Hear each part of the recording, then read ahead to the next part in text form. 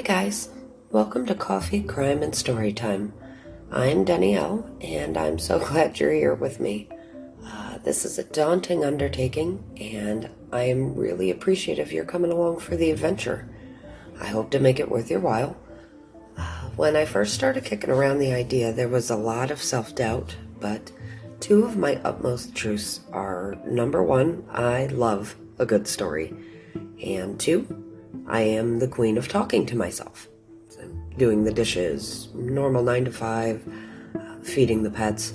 So I figured why not combine those two weird things and tell you guys some stories instead.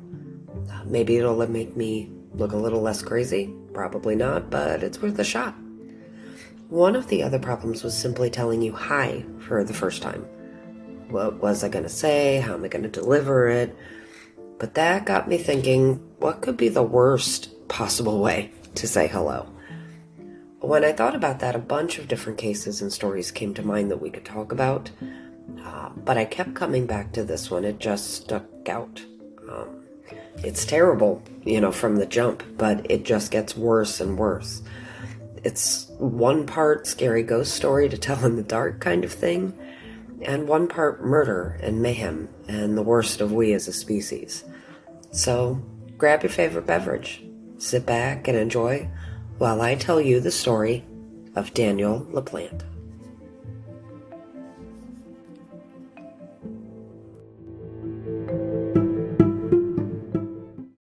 To talk about Daniel Laplante, we almost have to gloss over his childhood, and this is tough because there were many incidents in his childhood that, in my opinion, of course, which doesn't count for much, but here we are, shaped him.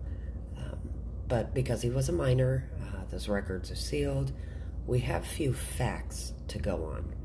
Suffice to say, Daniel was born in 1970 in Townsend, Massachusetts.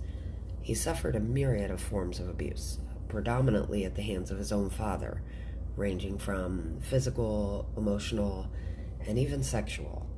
His school life was rife with struggles as well.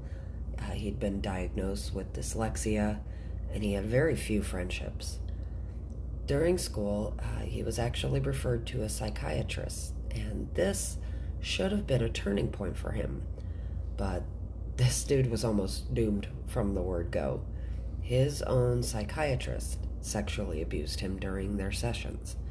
Once again, a figure that should have been there to help took advantage of him.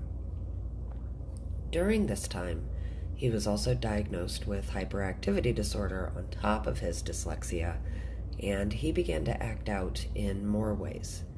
He started stealing, small-time break-ins around the age of 15, but he didn't just take things. Sometimes he'd actually leave things, or move the owner's items around just enough so they knew someone had been there. I don't know about you, but that seems somehow creepier to me than just breaking in. It's almost a mind game of sorts. And for someone who probably felt that they hadn't had a lot of control over things, that was probably a really heady feeling. It was around the age of 16, so 1986, that the events that border on almost urban legend took place. He somehow got a phone number from one of the local houses that belonged to the Bowen family, a dad and 2 daughters.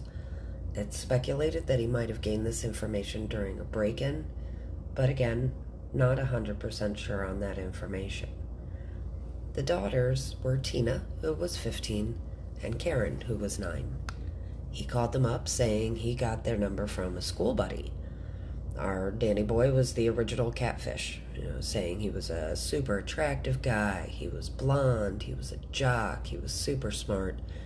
Everything a young girl probably dreams of, right? After a few phone calls, Tina and Daniel arranged a date. Imagine her dismay when the polar opposite arrived at her door. Dark, greasy hair, plain, unkempt, and awkward Daniel. Tina went on the date as she had agreed, but she returned home shortly after, calling it quits. Unfortunately, during that very short time, Tina had given Daniel enough info that he hadn't had before. She and Karen's mom had passed from cancer, and they only had their dad left. In later stories, Tina would say he'd made her uncomfortable. He'd seemed hyper-focused on asking questions about her mom's passing, how she felt about it, how much she endured, just really wanting to know, basically, how sad it made her feel. When she returned home, she figured she'd never see him again. Boy, was she wrong. Now, because it's the 80s, Tina and her sister did something I myself remember doing at that time. They performed a seance trying to contact their deceased mother. Granted, I wasn't looking for my mom, but I do remember plenty of sleepovers that involved a Ouija board and very scared whispers. But later that night, in their case, the girls heard knocking against their bedroom wall. They thought it had worked. They were speaking to their mom. They asked questions, and the spirit seemed to knock in response, akin to the Fox sisters or the Bell Witch kind of thing. This went on for a few nights, to the point where the sisters couldn't sleep at all anymore for all the knocking. And then it was more than knocking. They'd find items tossed around their rooms, furniture would be moved.